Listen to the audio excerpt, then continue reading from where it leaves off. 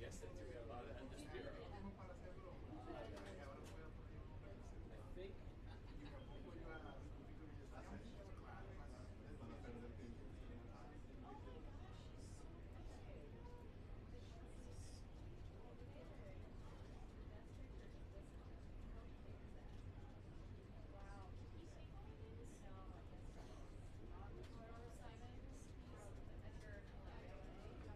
know who he is, but I never.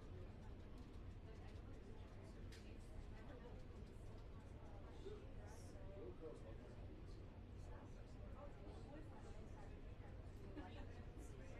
Yeah, they want rainbows. My girls all wanted like ridiculous or crazy pink color.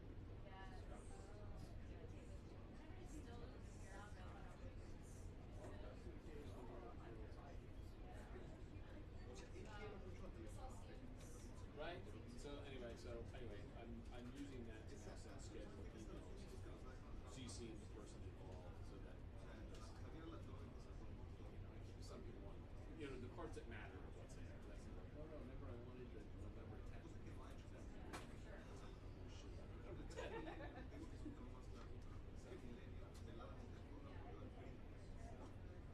I ordered it. It was supposed to be there. That's a good question.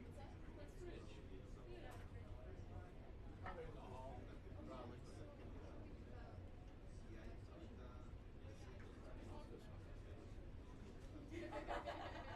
He's my office. The back, the three offices there, two of them.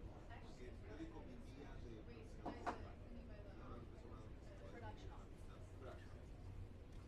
We'll figure out whoever it is, put it on the schedule, iPad.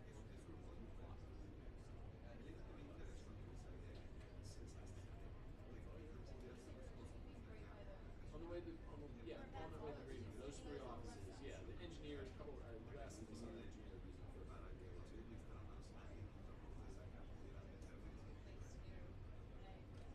Asian guy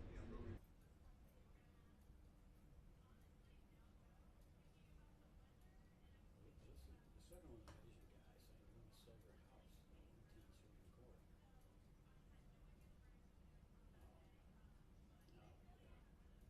the one before that was saying that because of our great credit, we're going to get 0% interest on our credit card. They don't have any credit card.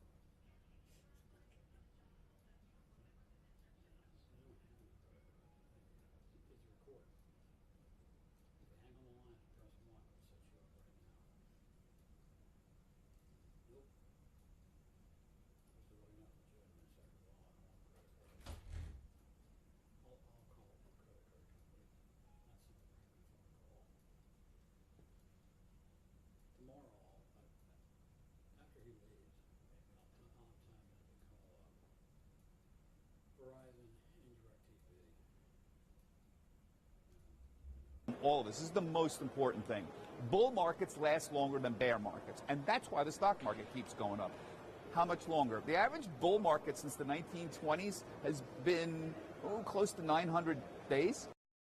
Bear market has been close to 300 days. So bull markets tend, on average, to last 3 times longer than bear markets. And in the long run, and I'm talking decades, I'm not talking year to year, that's why the stock market tends to go up. On any given day, on average, the stock market will tend to rise.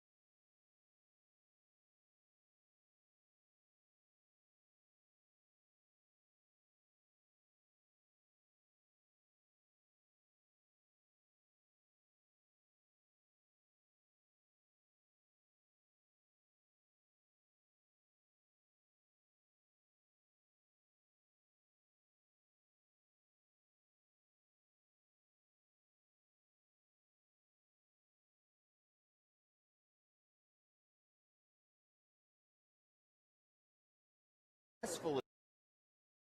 That's not there right now, unless things change dramatically. So number one, the street is assigning a fairly low probability.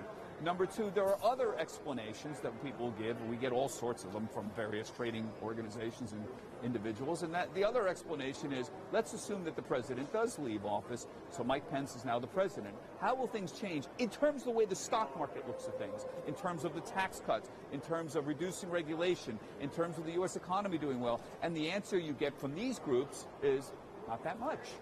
So you can look at this one of two ways. Either they're voting, the chances that the president really are actually going to be removed is very, very small. Or number two, even if something happens, the programs that help get us here, the tax cuts, the less regulations, as well as the stronger economy, are still going to be in place. Anything else, Laura? Did you want to talk about the increase? Oh, okay. Yeah, so the president, out of nowhere, the president said he was speaking with the head of Pepsi. And one of the things when he was talking about what would you like to see for the business environment, he said, well, maybe we should consider less short-termism, implying that they wanted to have remove quarterly reporting.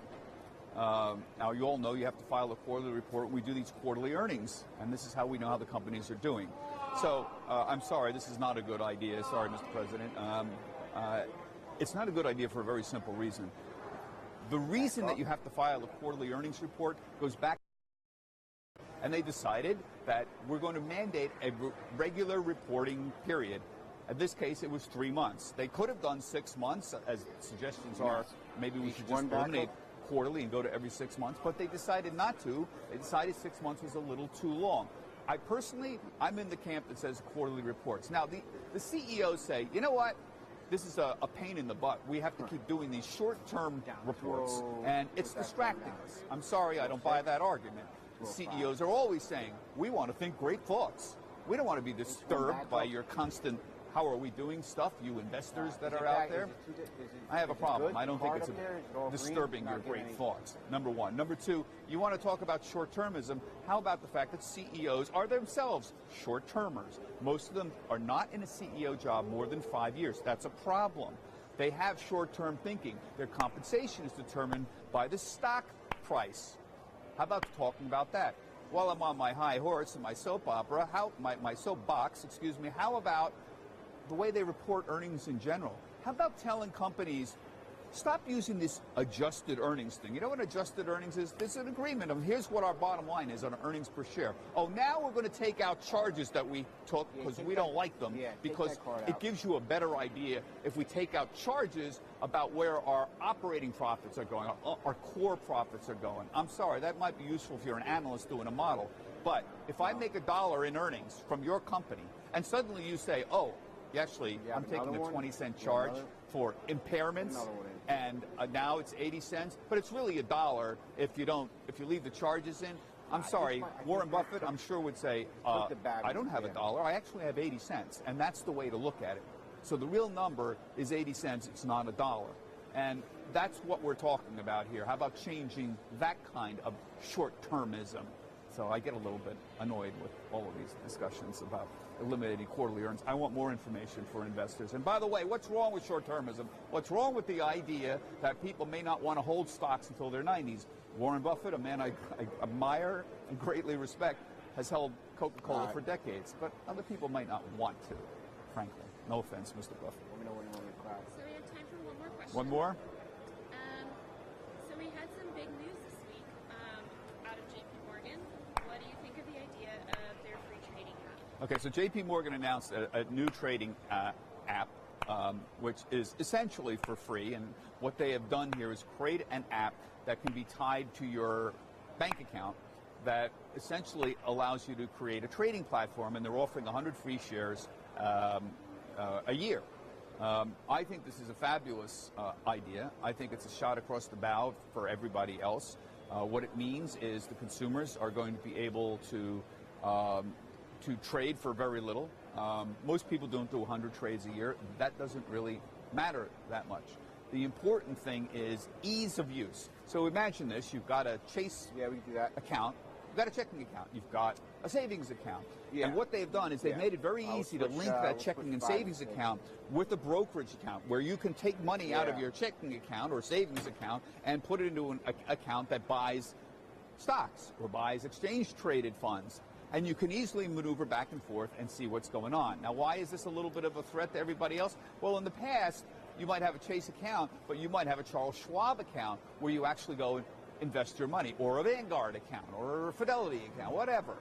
What they're doing is they're keeping the money in-house, and that's very, very important because essentially with these companies, the future is all about asset gathering.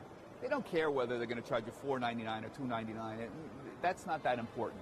Long term, the money is made by keeping all your All right, savings five and all your money five and six at as one well. spot.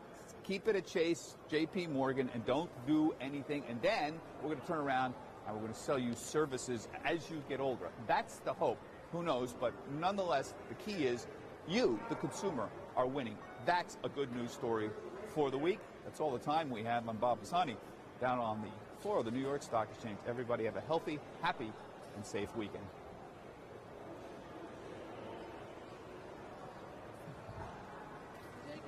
Got it. Were you steady?